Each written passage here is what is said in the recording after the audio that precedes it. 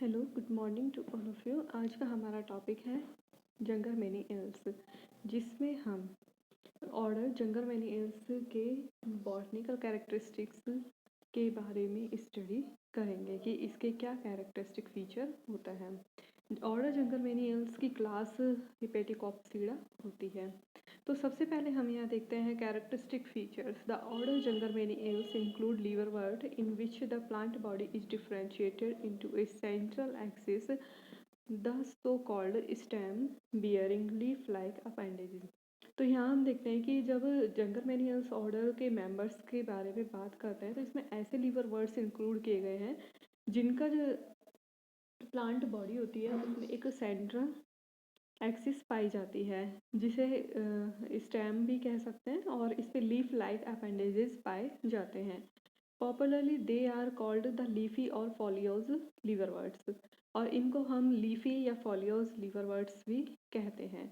Despite this external elaboration, the plant body of the foliose liverworts is still called a thallus. यहाँ देखते हैं कि plant body में stem like structure भी है और लीफी अपेंडेजेस भी है। उसके बाद भी हम यहाँ पर जो प्लांट बॉडी है उसको थैलस कहते हैं। Like Thalos liverworts, it is prostrate in habit, dorsiventral in configuration, and simple in structure, showing no internal differentiation.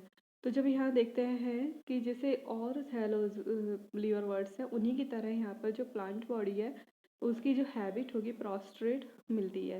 जो इसका कॉन्फ़िगरेशन होता है वो डॉर्सीवेंट्रल होता है। तो ये सारे कैरेक्टर्स इसके होते हैं। The sex organ are superficial and projecting, they are never sunken.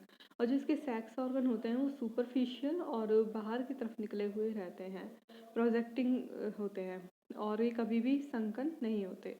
Some species are monoecious and डायोइशियस।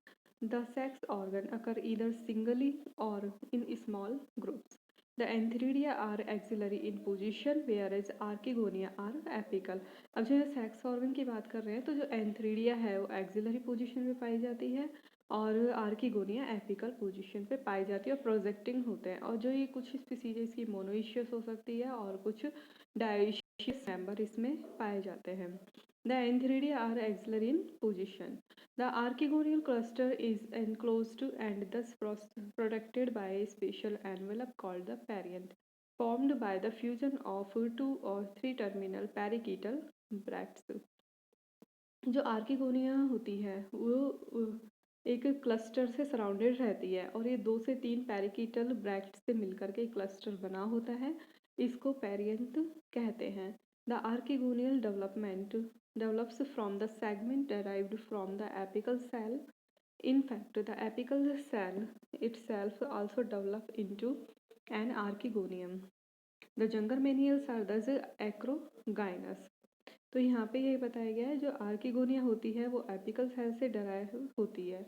तो एपिकल सेल से डराइव होने के कारण एक आर्किगोनियम का फॉर्मेशन हो रहा है। तो इस कारण जंगर मेनियल्स ऑर्डर है जो एक्रोगाइनस होता है, मतलब कि जो एपिकल सेल है उससे आर्किगोनियम का डेवलपमेंट हो रहा है। As a result of this the growth in length of the axis ceases. अब इसके कारण क्या होगा, जो एपिकल सेल होती है उससे आर्किगोनियम का डेवलपमेंट होता है और इसके कारण जब ग्रोथ होगी तो जो एक्सिस की जो ग्रोथ हो रही है तो वो रुक जाती है।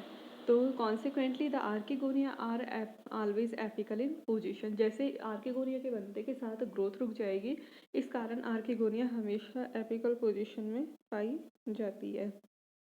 The acrogynous condition of archegonia subsequently result in the sporophyte being always terminal। फिर इसके बाद हम देखते हैं distribution and habitat. The leafy liverworts are by far the richest in species and thus comprise about 90% of the hypothesis.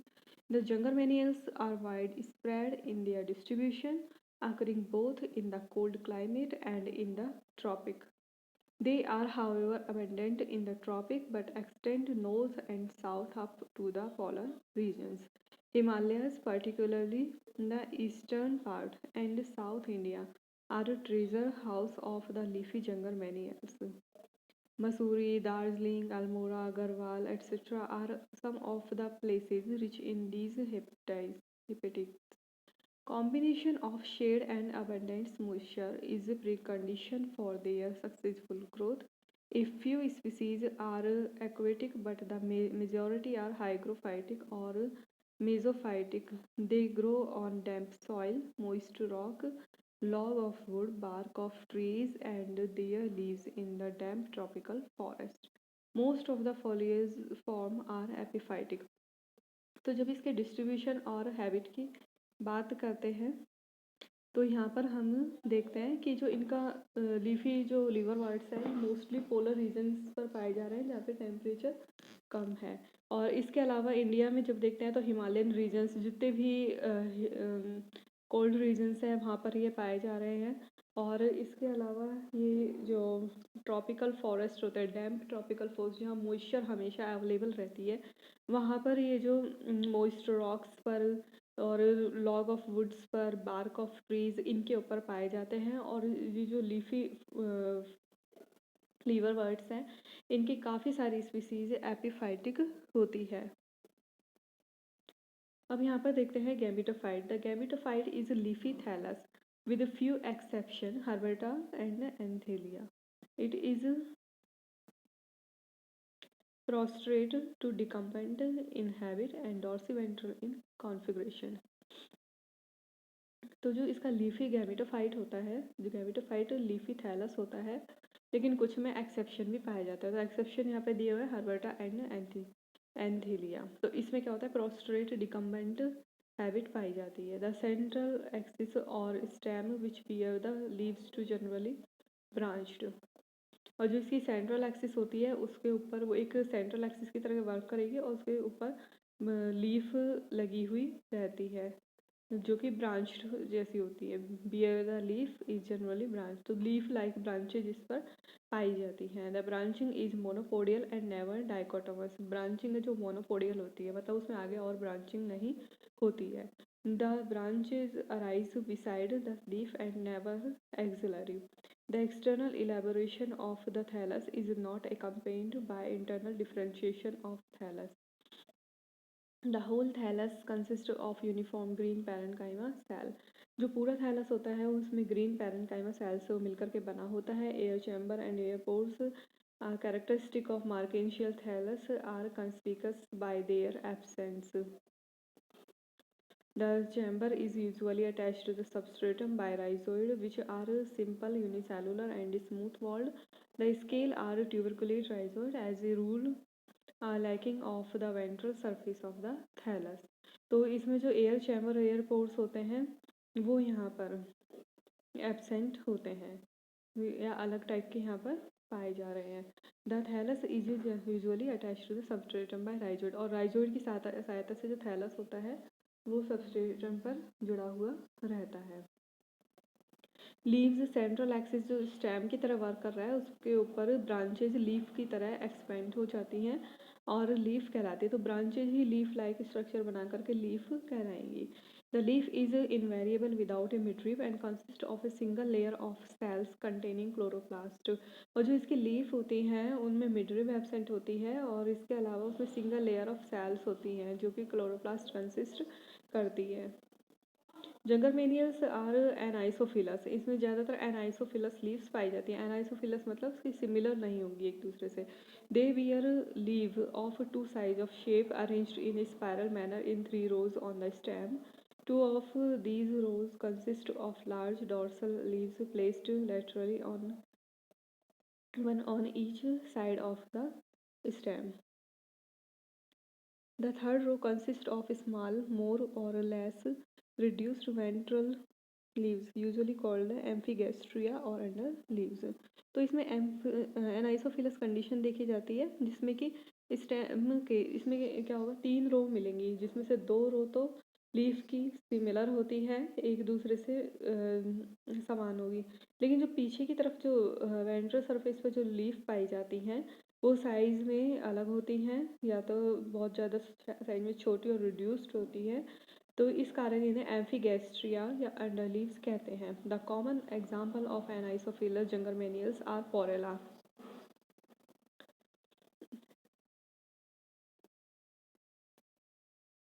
तो इस तरीके से यह देखी जाती है। लेकिन इसके अलावा कुछ ऐसी भी होती हैं जिनमें लीफ है उनका साइज एक समान होता है, तो ये आइसोफिलस लीव्स कहलाती है। The leaves are alike in size isophyllous and each is cleft to the base into two tapering lobes.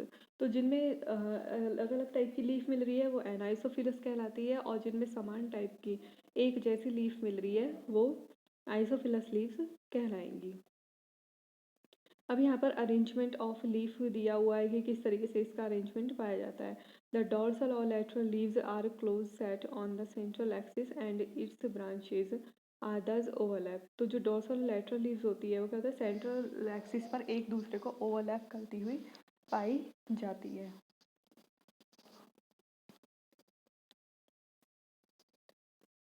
The overlapping of two type. अब यहाँ पे जब ओवरलैपिंग देखते हैं कि वो लीफ किस तरीके से एक दूसरे को ओवरलैप कर रही है, तो वो भी दो टाइप की पाई जाती है।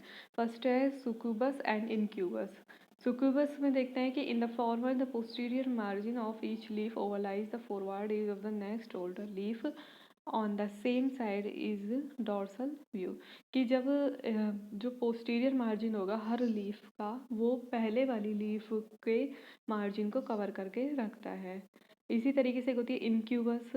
तो ये एक तरीके से रिवर्स अरेंजमेंट यहाँ पर देखा जाता है। The overlapping is reverse in the incubous arrangement of leaves. The posterior margin of each underlies the forward edge of the next older leaf in dorsal view. तो इस तरीके से यहाँ पे अरेंजमेंट दिखाए गए हैं। अब यहाँ देखते हैं एपिकल ग्रोथ कि थैलस की एपिकल ग्रोथ किस तरह से होती है। It always take place by means of a single apical cell which is pyramidical in shape.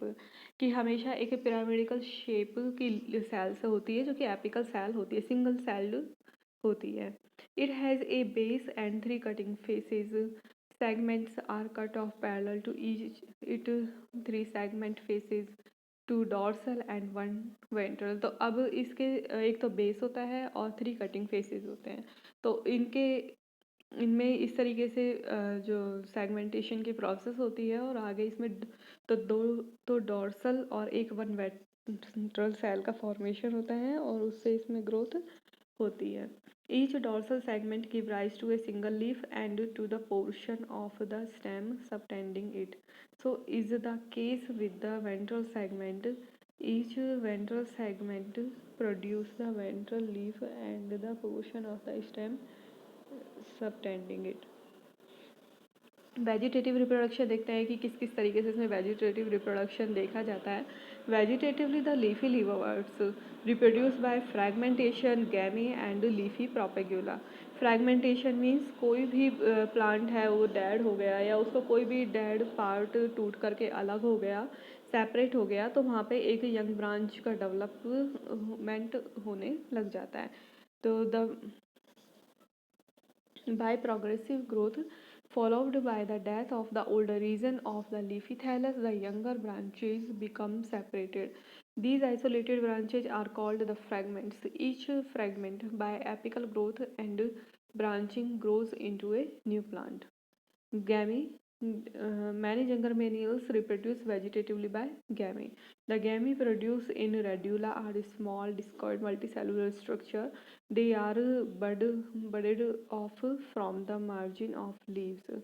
तो इस तरीके से जिस तरीके से मार्केंशिया इनमें गैमा पाए जाते हैं उसी तरीके से इसमें भी गैमा पाए जाएंगे, और अलग अलग स्पीसीज में अलग अलग साइज़ के हो सकते हैं, अलग अलग जगह पर ये इनका ऑरिजिनेशन हो सकता है। अब देखते हैं इसमें sex organ. Some acrogynae are monoecious and some dioecious. जो एक्रोगाइन मतलब कि जंगल में एनिमल्स होते हैं इसके कुछ मेंबर तो मोनोइशियस होते हैं, कुछ डायोशियस होते हैं। मोनोइशियस में तो दोनों फॉर्म देखने को मिलेंगी, ऑटोइशियस और पैरोइशियस।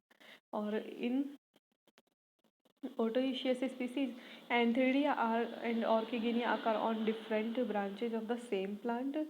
Monoecious paraecious species have both kind of sex organ close to one another on the same branch. अब यहाँ पे जो मोनोइशियस स्पीसीज है वो में भी दो टाइप के डिफ्रेंशिएशन किए गए हैं। एक तो होता है ओटोइशियस। ओटोइशियस का मतलब हो गया जो मेल और फीमेल रिप्रोडक्टिव ऑर्गन है, आर्किगोनिया और एंथ्रीडिया अगर वो एक ही प्लांट की दो अलग अलग ब्रांचेज में बनते हैं तो उसे ओटोइशियस स्पीसीज कहते हैं। और अगर वो एक ही प्लांट की सेम ब्रांच पे बिल्कुल एक दूसरे के पास पास बन रहे हैं तो उसको पैरोइशियस कहते हैं। The sex organ are superficial and projecting, they are never sunken. Antheridia occur in group of 2 to 5, sometimes singly in the axis of modified leaves called the perigonial bracts.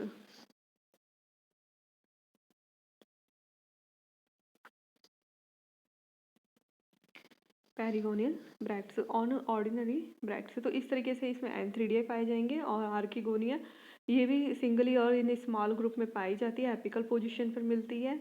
और आर्किगोनियम से इसका formation होगा और ये perianth से covered रहती है, इसके चारों ओर इन्वॉल्क्रे भी पाया जाता है। स्पोरोफाइट जो इसका टर्मिनल स्पोरोफाइट होता है फूड सीटा एंड कैप्सूल में डिफ्रेंशिएटेड होता है। और इसका जो कैप्सूल होता है वो नैरोली ओवॉइड होता है।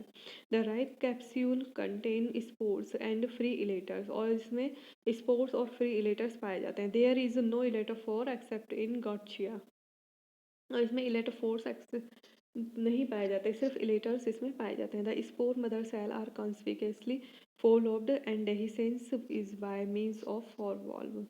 The capsule wall is 2 or more cell layers in thickness. The cell of the inner layer generally develop spiral thickening.